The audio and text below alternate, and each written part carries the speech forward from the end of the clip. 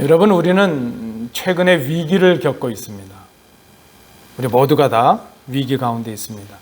인구가 감소하고 질병의 공격이 있고 또 기후 변화로 인한 재해 등이 우리의 삶을 위협하고 있습니다.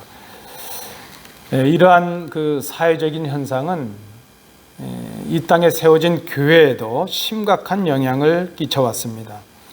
여러분 아시는 대로 이미 청년절, 주일학교 이 장년들이 감소하죠. 교인이 감소했고 그로 인해서 교회 학교의 감소와 교회 재정의 위축으로 이어지고 있습니다.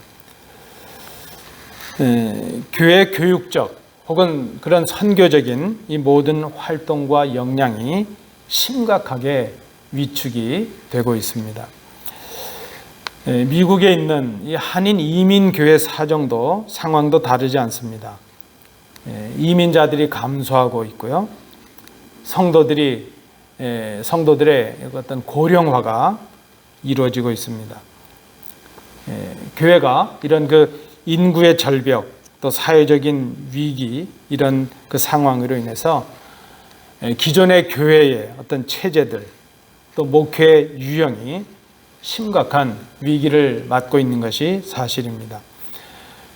소형 교회도 어렵지만 또 대형 교회도 마찬가지죠. 대형 교회나 소형 교회나 다 어려움은 마찬가지입니다.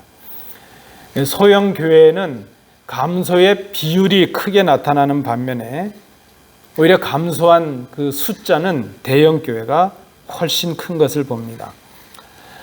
이제는 교회가 외적인 성장을 추구하던 그런 성장 패러다임이 아닌 내적 성숙의 패러다임, 그것을 생각하고 지향해야 될 시점이 왔다, 그렇게 지적들을 하고 있습니다.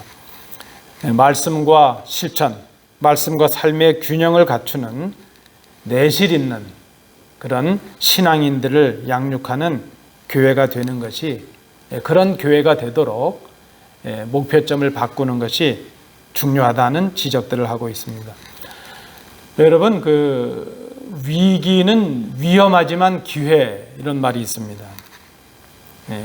위험은 그 위기가 위험한 것이긴 하지만 기회라는 말이죠.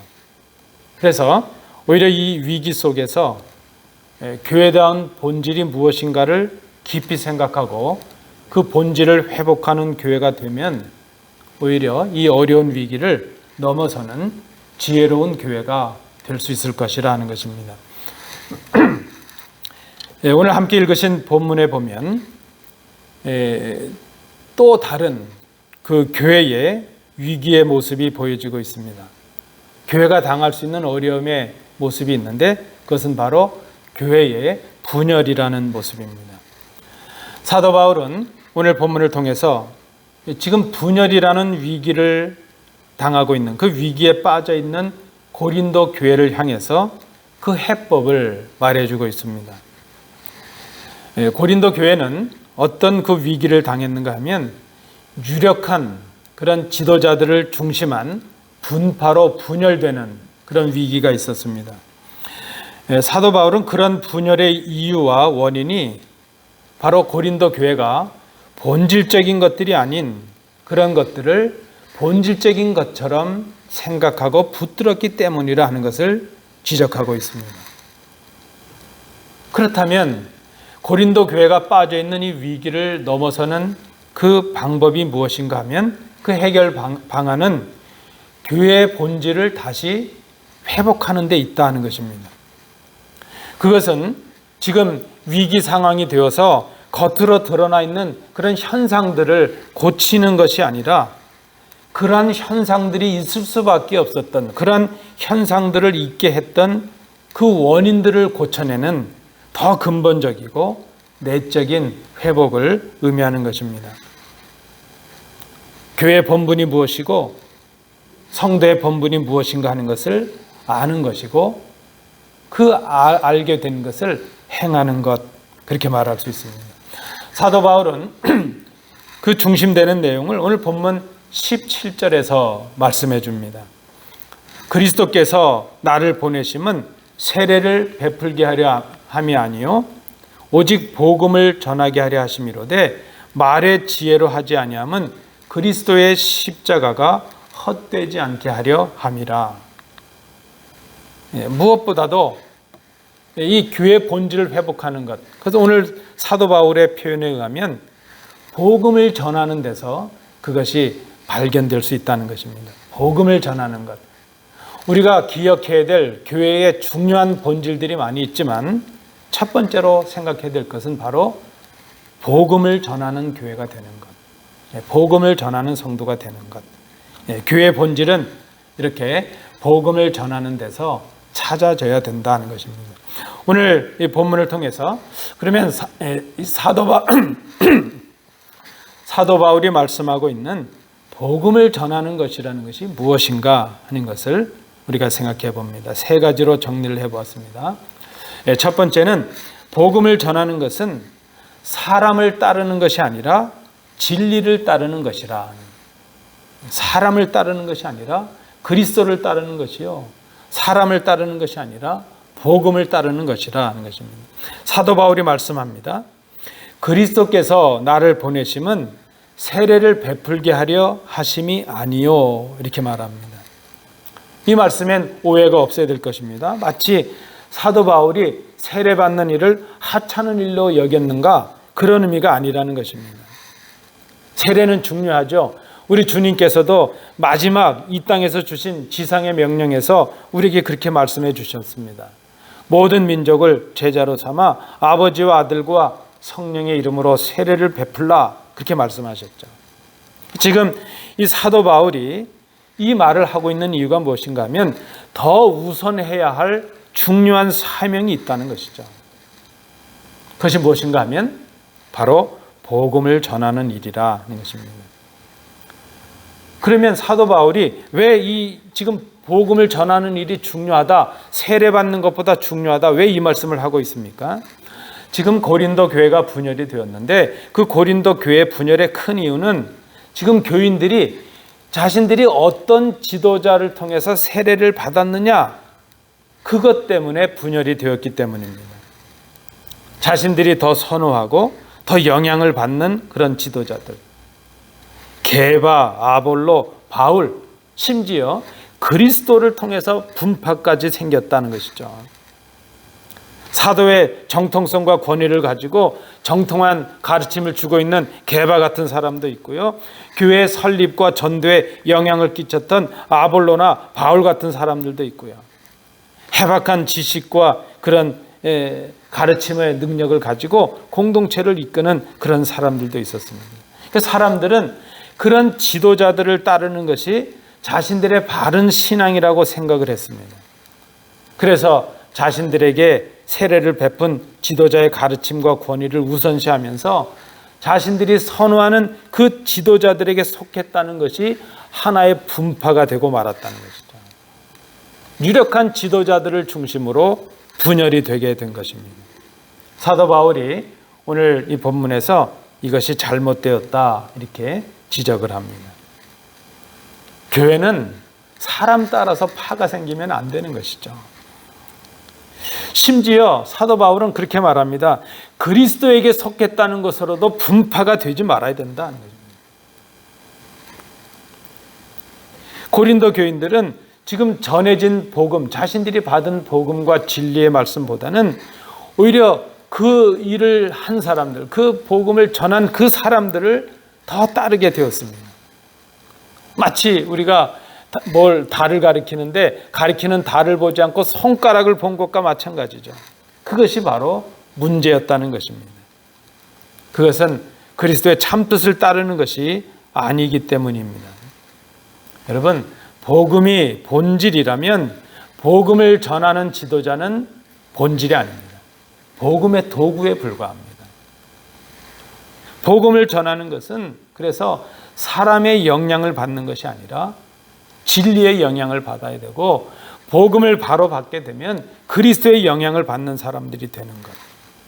그것이 지금 오늘 본문에서 사도 바울이 복음을 전하는 이 교회 사명이 무엇인가 하는 것을 말해줍니다. 첫 번째 모습입니다. 복음을 전하는 것은 사람을 따르는 것이 아니라 진리를 따르는 것이다. 두 번째 모습입니다. 복음을 전하는 것은 말의 재주를 전하는 것이 아니라 십자가와 부활을 전하는 것이라. 사도 바울이 계속 말씀합니다. 오직 복음을 전하게 하려 하심이로되 말의 지혜로 하지 아니하였다. 그렇게 말합니다. 이 고린도 교회가 분열된 이유 중에 하나가 무엇입니까? 지도자들이 전했는데 그 지도자들 중에 말의 지혜로 전하는 사람들이 있었다는 것입니다. 아니, 혹 지도자가 그렇게 전하지 않았다 할지라도 듣는 그 교인들이 지도자들의 달변과 그의 명석함에 매료가 되고 말았습니다. 그들은 전형적인 이 고린도 교회 지금 구성원들은 전형적인 헬라인으로서 수사학과 철학 연구에 지나칠 정도로 몰두하였습니다.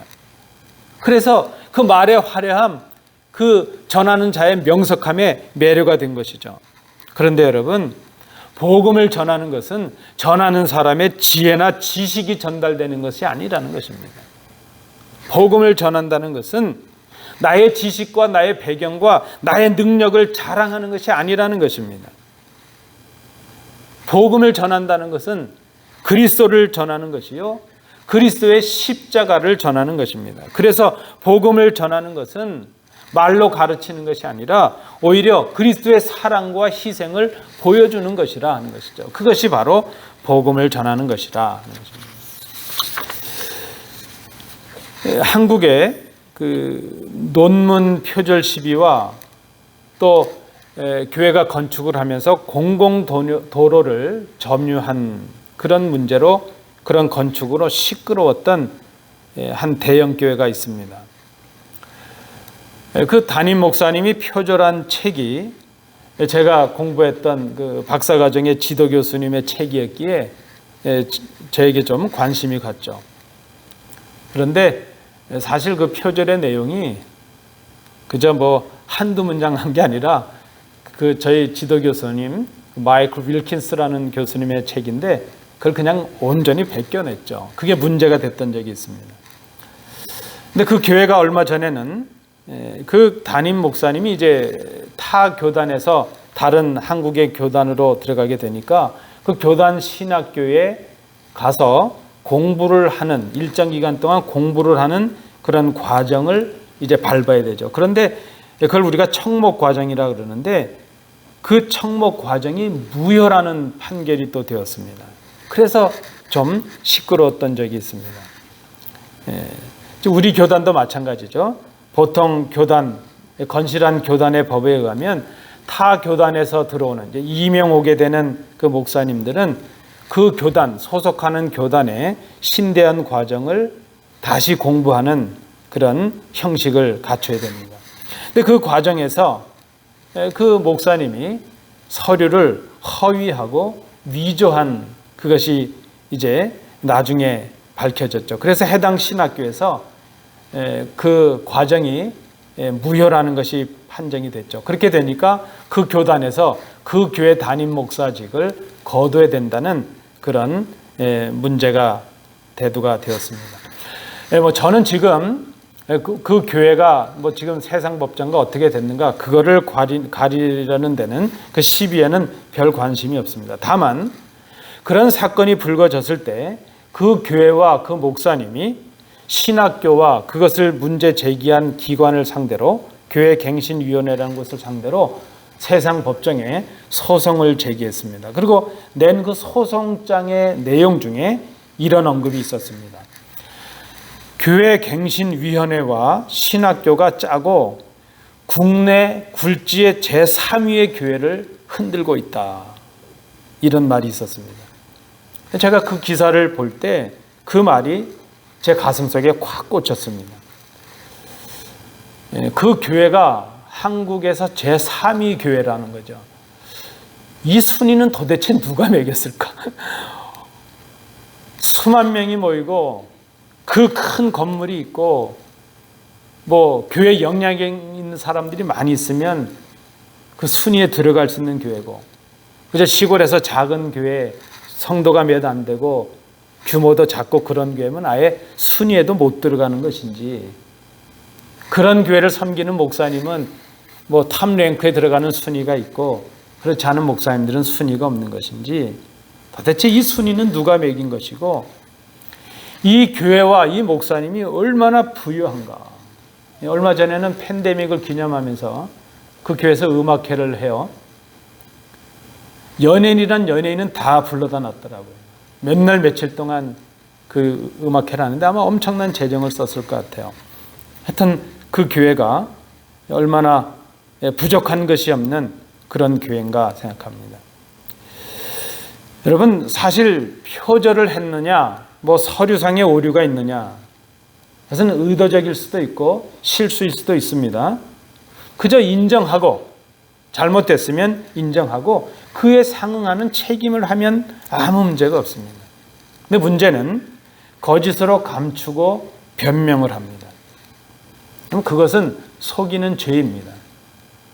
세상도 하지 않는 교회가 속이는 죄를 범하고 성직자여 교역자가 속이는 죄를 범한 것입니다. 그런데 문제는, 더 큰 문제는 그 교인들에게는 옳고 그름이 문제가 아니에요. 참과 거짓이 문제가 아닙니다. 여전히 수많은 사람들이 그를 추종하고 그 교회를 이루고 있습니다. 그들이 말하는 대로 삼위의 교회를 이루고 있는 것 같아요. 우리 주님께서 사도 요한을 통해서 우리에게 주시는 경고의 말씀이 있습니다. 라오디게 교회에 주시는 말씀이죠.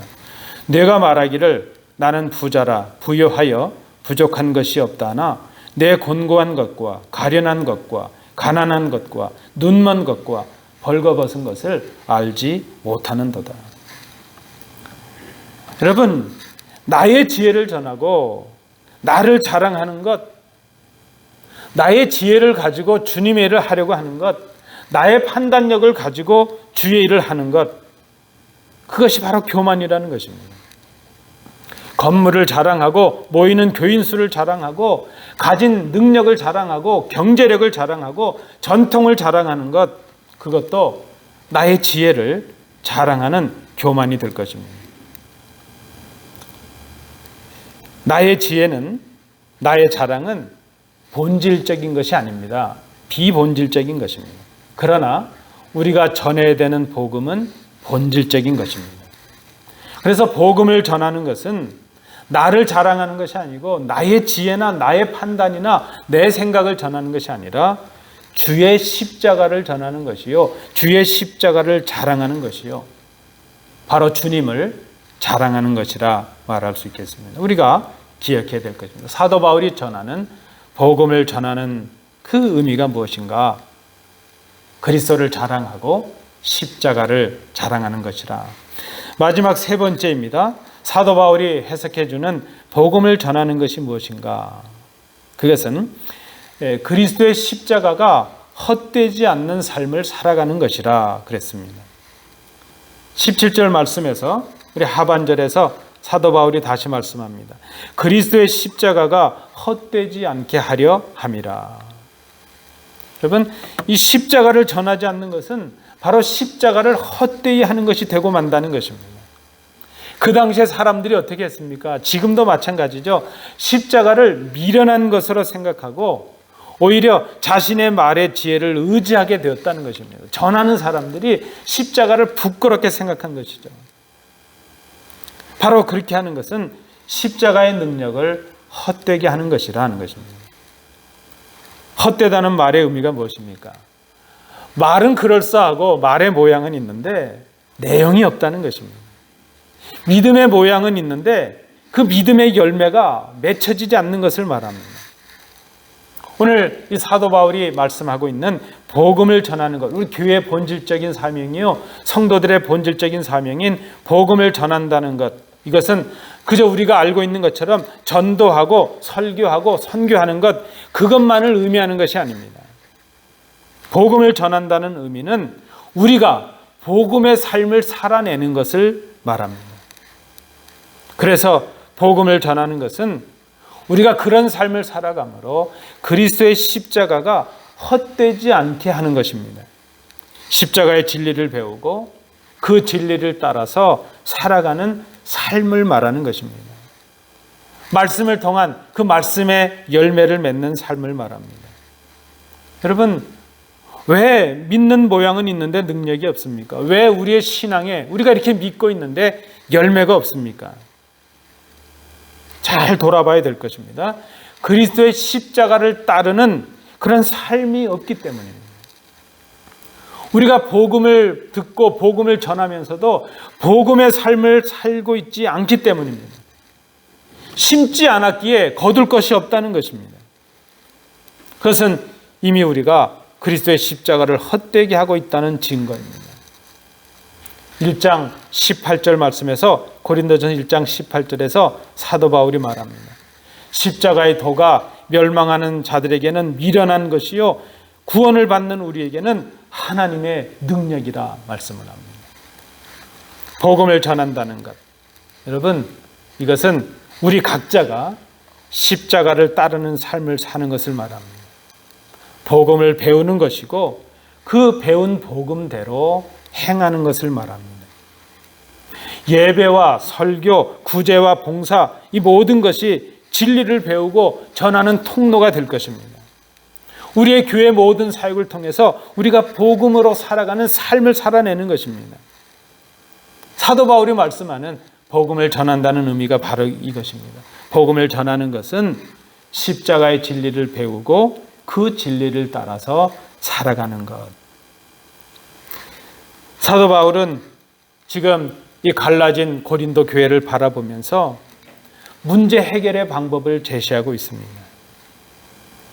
고린도 교회가 어떻게 하면 회복이 될 것인가? 그것은 복음을 전하는 본질을 회복하는 교회가 되기를 원하는 것이죠. 사도 바울이 바로 이것을 꿈꾸면서 지금 이 말씀을 전하고 있습니다. 복음의 본질을 회복하는 교회가 되면 주시는 은혜가 있는데 10절 말씀입니다. 우리 성도 여러분, 우리 함께 한번 10절을 함께 읽어보시겠습니다. 10절입니다. 10절을 함께 읽겠습니다. 형제들아, 내가 우리 주 예수 그리스도의 이름으로 너희를 권하노니 모두가 같은 말을 하고 너희 가운데 분쟁이 없이 같은 마음과 같은 뜻으로 온전히 합하라. 아멘. 감사합니다. 우리가 본질을 회복하는 교회가 되면 모두가 같은 말을 하게 된다는 것이죠. 같은 말을 합니다. 여러분, 같은 말을 할 수 있는 이유는 같은 생각을 품었고 같은 마음이 있기 때문이죠. 이 같은 말을 하게 되면 분쟁이 없어지게 되죠. 온전히 마음과 뜻이 합해지는 그런 은혜를 누리게 된다는 것입니다. 여러분, 교회의 본질은 사람의 지혜나 사람의 어떤 능력이 아닌 그리스도께서 보여주신 그 십자가의 도를 따라서 행하고 전하는 데 있습니다. 십자가의 도가 바로 우리의 교회의 생명이 될 수 있는 복음이죠. 교회의 본질이 바로 그것입니다. 그 십자가가 바로 교회의 능력입니다. 복음이 교회의 능력입니다. 그것이 교회를 하나 되게 하는 하나님의 능력이라는 것입니다. 우리가 올 한 해 그런 교회를 꿈꾸고 있습니다. 복음에 기초한 교회, 십자가의 도에 기초한 교회. 그 교회는 복음을 이제 배우기에 힘쓰고 가르치기에 힘쓰는 교회가 되는 것입니다. 그리고 전하기에 힘쓰는 교회가 되는 것입니다. 예수님을 본받아 가르치며 전파하며 고치는 교회가 되는 것입니다.